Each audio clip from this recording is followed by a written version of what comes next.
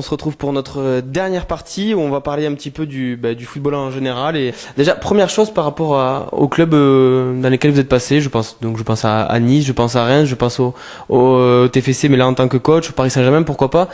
Aujourd'hui, comment vous vous positionnez par rapport à ces clubs? Est-ce que vous êtes supporter? Est-ce que vous êtes un... Je suis supporter du TFC. Ouais. Et je suis très bien avec Monsieur Sadran et les dirigeants du club. Quand j'ai besoin de billets, ils m'en donnent. Il n'y a aucun problème là-dessus. L'année dernière, ils avaient fait une bonne saison. Même on peut dire que c'est un miracle par rapport au budget. Et là, ils ont fait une moins bonne saison parce qu'il y a eu Gignac qui a été blessé, etc. C'est tôt, donc l'équipe n'a pas assez de budget pour avoir des remplaçants du niveau des titulaires. Donc c'est pour ça qu'ils sont terminés à une place qui n'était pas la leur, qui aurait dû être entre 8e et 10e place. Et j'ai aucun problème avec le TFC, quoi. Et j'ai mon petit-fils qui est un supporter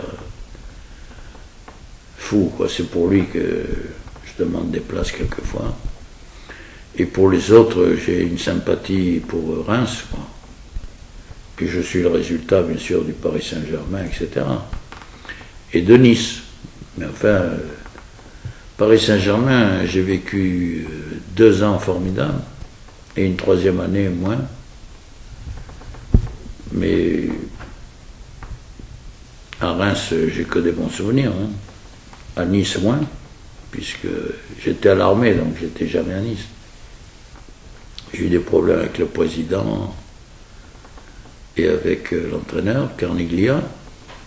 Puis pour rester un petit peu sur cette équipe de France, là il y a eu l'aventure Domenech qui va se conclure à la fin de cette Coupe du Monde. Comment vous voyez un petit peu le fait que finalement il a été beaucoup critiqué, vous l'avez été de votre temps et vous avez eu droit qu'à 2 sélections, et lui il a été tout le temps reconduit malgré les résultats? La différence entre Domenech et moi, c'est que moi j'étais bénévole, donc il n'y avait pas d'indemnité à payer. Et en plus, je vous dis, j'avais les dirigeants contre moi, les entraîneurs et les joueurs que je sélectionnais pas. Ça fait du monde. Hein. Et les journalistes, pour cette histoire je recommandais de jouer la ligne et tout, donc à l'époque, il n'y en avait pas beaucoup qui jouaient comme ça. Mais ceux qui ont dit au Moyen-Âge que la Terre tournait autour d'elle-même, autour du Soleil, ils ont été brûlés, moi je suis là. Ouais. Donc j'ai passé cette période-là avec tranquillité, on va dire.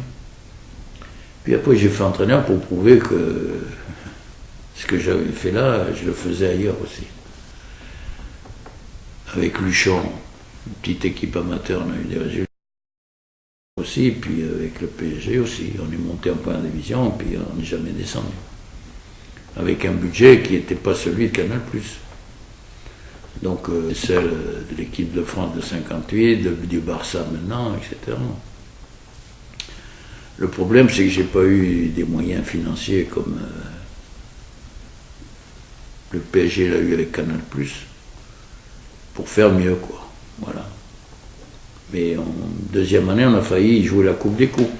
À 2 minutes près, on se qualifiait pour la finale, et comme Saint-Étienne était champion, c'était l'autre finaliste de la Coupe, on aurait pu jouer la Coupe. On a perdu sur un détail dont c'est la seule chose que j'avais dit à mes joueurs, et ils ne l'ont pas entendu. Ils l'ont entendu, mais ils ne l'ont pas exécuté, on va dire. Et donc Lens est passé, ce qui est normal, parce que c'est du football. Si on fait des erreurs, on les paye cash. Mais malheureusement, j'ai joué la demi-finale contre Lens sans mes 3 meilleurs joueurs, qui étaient Dogliani, qui a voulu jouer contre Sochaux, un match qui servait à rien, puisqu'on ne pouvait pas descendre. Malgré ce que je lui ai dit pour qu'il se repose, il ne m'a pas écouté, il s'est blessé. Daleb était blessé, on aurait pu le faire jouer en le piquant. Et le médecin que j'avais ausculté m'a dit soit vous le piquez, vous le perdez pour 4 mois, soit vous le laissez tranquille et au début de saison il pourra jouer. Donc je l'ai pas. On ne l'a pas fait piquer, et puis Bad a perdu son fils 2-3 jours avant le match. Je ne pouvais pas demander à un père qui vient de perdre le seul fils qu'il avait, qui était en plus... qui avait des handicaps, de jouer, quoi. Donc ça nous a fait perdre le match. Bon, mais merci beaucoup. Juste, on vous laisse. Merci pour cet entretien. Et puis, bon, on se retrouvera dans le futur, peut-être le jour où le record des 13 buts sera battu. Ah, je crois que je serai dans la bière. Peut-être moi aussi. Merci.